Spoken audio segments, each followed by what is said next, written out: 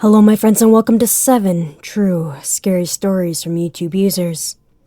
Every person, no matter where they live and who they are, have unique experiences in life. And some people want to share their bizarre happenings with the rest of us. Here are a few stories from real YouTube users. This happened a few years ago when I was 16. I live in a small town just outside the city of Chicago, but it feels like we're in the middle of nowhere. I was a sophomore in high school, and because I was ambitious and my school didn't have a girls' team, I decided to join the boys' lacrosse team at my school. I'm 5'10" and built 200 pounds, so I'm not a tiny girl. After making it through the intense hazing of the first couple weeks, things were great and the guys and I really got along.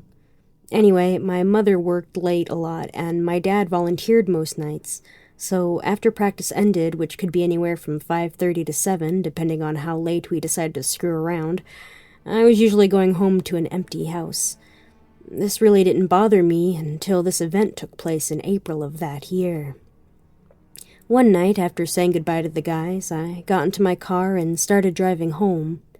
As I turned into my small subdivision about 10 minutes away from the high school, I saw a red car in my rearview mirror who was also turning into my subdivision, which was odd, since I live in a pretty small town and in a particularly small neighborhood. But I shrugged it off and drove down the street that ended in my driveway. Basically, at that point in the neighborhood as the road turns. But if you keep going straight, you run into my driveway, so I pulled in like I always do, and the red car followed the curve of the road and kept on going. Alright, nothing too weird there. I just went inside and went about my night as usual. But a few days later, coming home from practice again, I noticed the red car behind me once more as I pulled into my driveway. This time, though, I pulled along the curb next to my house. The windows were dark and it was dusk outside, so I could only make out a silhouette in the driver's seat, looking at either me or my house. As I opened the garage door and made my way inside, the car slowly pulled away from the curb and then drove off. The next day at practice, I decided to call the guys out on what must have been another hazing ritual. But when I brought up the car, everyone looked confused. "Come on, guys," I said. "It had to be someone who knows when we end practice every day, so it's gotta be one of you." All the guys adamantly denied having anything to do with it, and one finally said, "Look at the parking lot. None of us even drive a red sedan like the one you're talking about." And he was right.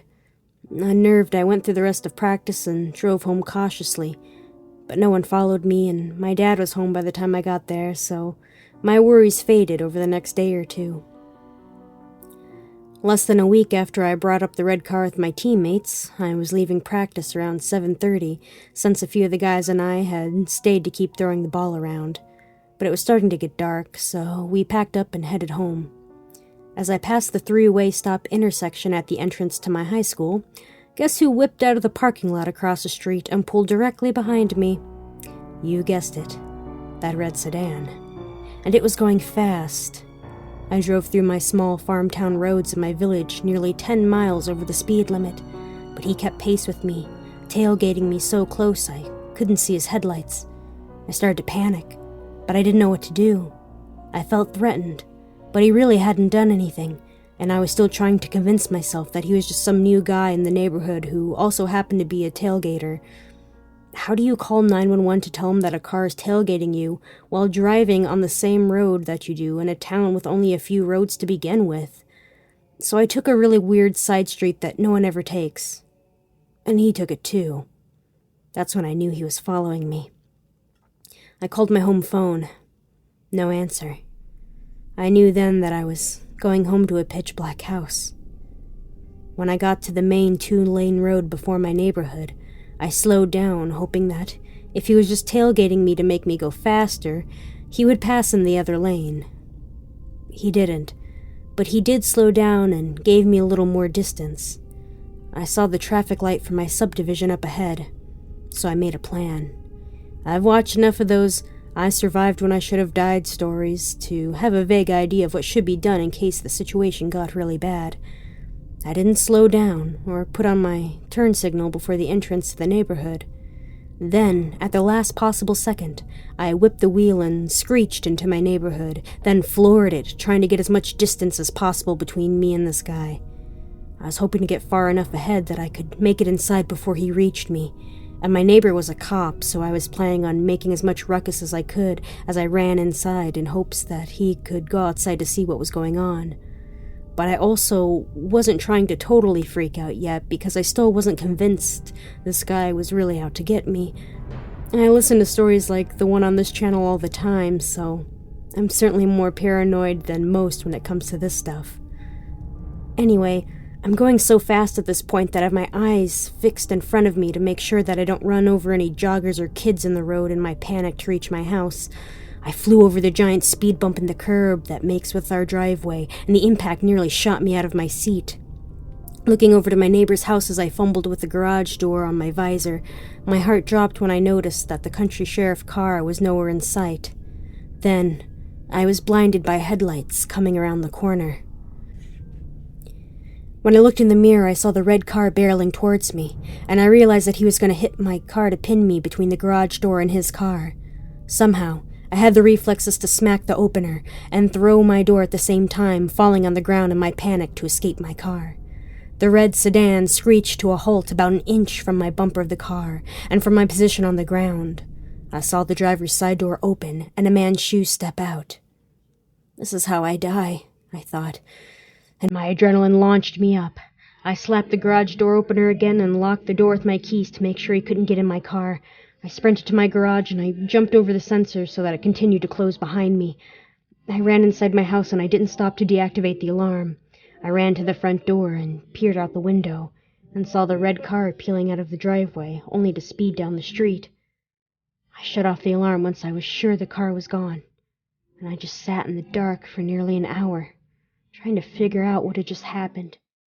In the end, nothing happened to me, and there was really no evidence, so I mostly kept the story to myself.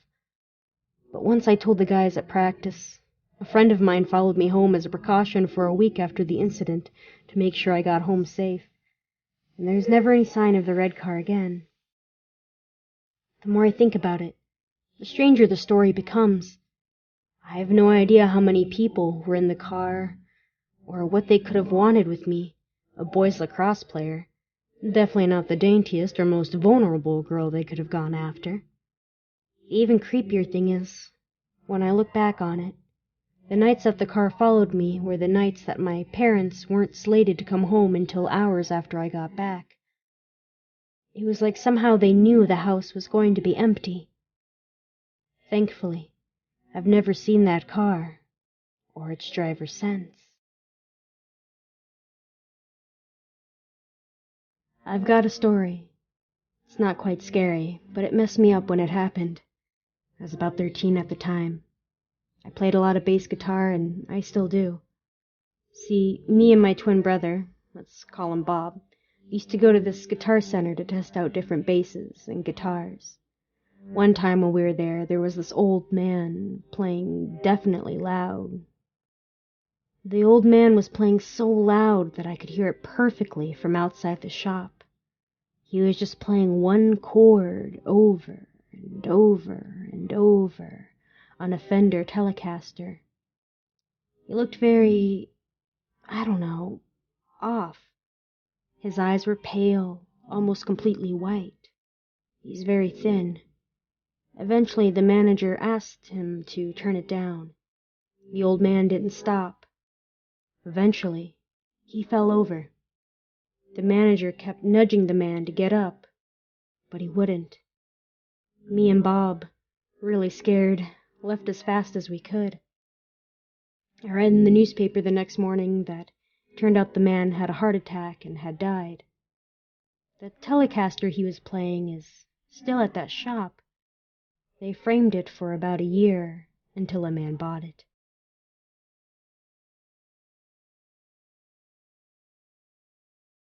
I'm Vietnamese, and my grandma kind of experienced something of a meeting with the ghost of a soldier. Well, she was in her late 30s and had to do the food supplying for our troops. She could be killed if she walked in the daylight, as American soldiers might notice her and force her to tell the troops' whereabouts. So she had to make the food runs at night. That's when things started to happen. She would hear footsteps coming from behind, and when she looked around, there was always someone following her. Maybe that was the ghost of a soldier. Who knows? When she came back to see who was following her, there was no one. It just seemed like shadows of someone forgotten. There are lots of people who died in those days, but I gotta say, she was so dedicated and so brave to have done that job. If I had been her, I wouldn't have been able to go all the way through the woods to the secret military base. But well, I hate to rethink about what the U.S. has done to us. So many people lost. This is my late night drive story. So I was slow to get my license growing up, but finally got it when I was 22 years of age. Soon after, I had a car and would often go for late night drives. It was on one late night drive in particular that I want to talk about. It was mid-November in New Jersey, so the leaves had fallen off the trees, but there wasn't any snow yet. It was a cold night, with a noticeable chill to the air. So I decided to drive to the neighborhood where my dad had grown up, called Three Bridges, a small town with lots of back roads. It was about 1 a.m., but I wasn't tired because, due to my sleep schedule, I had probably woken up at 3 in the afternoon. I was heading down this one stretch of back road that was about 10 miles long, following a stream on the left of the direction I was facing, when up ahead in the road was another road coming to a T with the one I was on. It was on this road up ahead that I saw a car with its blinker on, signaling to turn in front of me. So I slowed down to make sure he got in front, because I didn't like the headlights behind me. As the car neared the crossroad, it passed behind a tree, but as I came around the tree, the car was gone. Not in front of me and not on the road it was on. It simply just wasn't there. I wasn't scared by this, but more curious. So I spent the next 20 minutes driving around the area to see where the car could have gone, and to see if it could happen again. There were no other roads and no driveways for the car to have turned onto. After this, I headed home. The next day, I asked my dad about what he thought it could be. He said that a drunk driver had blown through that very same intersection many years before and landed in the creek, where there was a big effort to get the car out. The driver had survived, but spent 3 days in the hospital. He said he remembered there was a newspaper article about it at that time, but couldn't remember a year or anything for me to look it up. I don't know if this had anything to do with what I saw, but it was really weird to see something big like a car just vanish before your eyes. This happened to my mother in the late 70s, shortly before meeting my father. My mother, sister, and brother moved into an old house with my aunt, uncles, and great-aunts. They had an old grandfather clock that didn't work because it was tightly wedged between a wall and a wardrobe, so they were unable to wind it. One night, when everyone was in bed, my mother and brother were sleeping in the same room, and my sister with my aunt in another room. My mother was woken up to a knock at the bedroom door, and the door opened. She thought it was my sister, so she told her to go to bed, but then nothing happened. She got out of bed and checked the doorway. She noticed that my sister wasn't there. My mother walked down the hall and checked every bedroom, but the doors were locked. After that, the grandfather clock started ticking on its own. That really creeped her out. She ran straight to bed. When morning came, she asked my great-aunts why the bedroom door opened on its own. One of them answered that the room she and my brother were staying in, was haunted.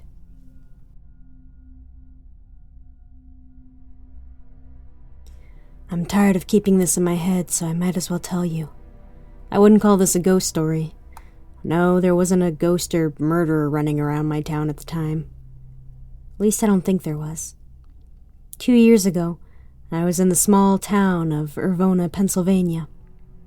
A very small town, but most people were friendly and kind. This town is very small, and anywhere you'd go you could see the forest. I used to live there when I was little, but my parents got a divorce, causing everything to go a bit funny for some time. So I moved away from the tiny town and used to visit my father there when he was close. We'd stay with my aunt who had gotten my grandmother's house once she passed away. I was home alone with my older cousin who had taken a nap, so it was just me awake watching cartoons like any other 11-year-old would be doing on a hot summer's day, and I was waiting for my parents to come home. I was told not to go outside and not to let anybody in the house without my older cousin. Just as Tom and Jerry finished, there were 3 loud knocks on the front door. I slowly got off from the counter and opened the door to the showroom and peeked my head into the small room in the door. There I saw a blotchy, from the glass he looked rather blotchy, figure of a tall, fairly big man. It seemed he was wearing dark colors with most of his skin covered in clothing. It was so hot out. I couldn't believe someone was wearing that. Hello, it's your uncle's friend David," a heavy voice said loudly. He gave a wave.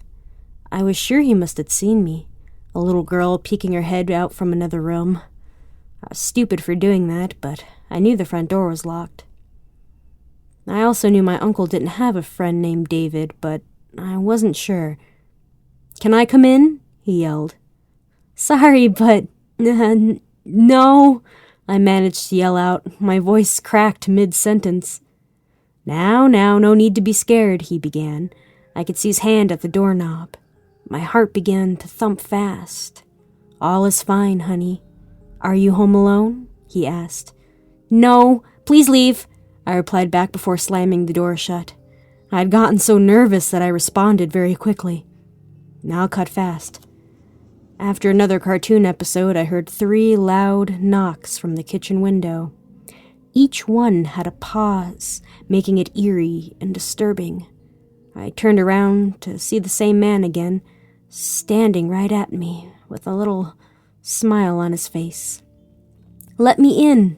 I need something," he said as he kept knocking at the window. I was scared now, very scared. I didn't reply. Instead, I raced up the stairs to my cousin's room and I woke him up. I told him everything. He told me to stay in his room, and he got the bat from outside of his closet just in case, and he went downstairs. He came up minutes later with a disturbed look on his face. When I was looking around, I saw him in the woods, looking right at me from the window. He was just staring at me, with a smile, my cousin said. We stayed up in his room for the rest of the day till my aunt and my dad got home from the grocery store. I remember hearing 3 hard knocks every few minutes, which we ignored the best we could. I don't care if you think I'm lying. It's your choice to believe the story or not. To this day, my aunt and uncle don't know, because I didn't want to worry them. My cousin agreed not to tell either. I want to share an experience I had as a kid. I think I was maybe 8 or 10 at the time, and I was trying to sleep one night when I felt suddenly uneasy, and I decided to pull the covers over my head. Keeping my eyes shut, I soon heard a man's voice doing the sinister laugh. It terrified me, but I didn't scream. I think I was actually incapable of it. Every time I tried, it's like I momentarily choked on my own voice and nothing could come out. After a couple seconds of this, I heard the laughter begin to rise, not in volume, but in direction. It sounded like it kept going upwards and eventually faded away.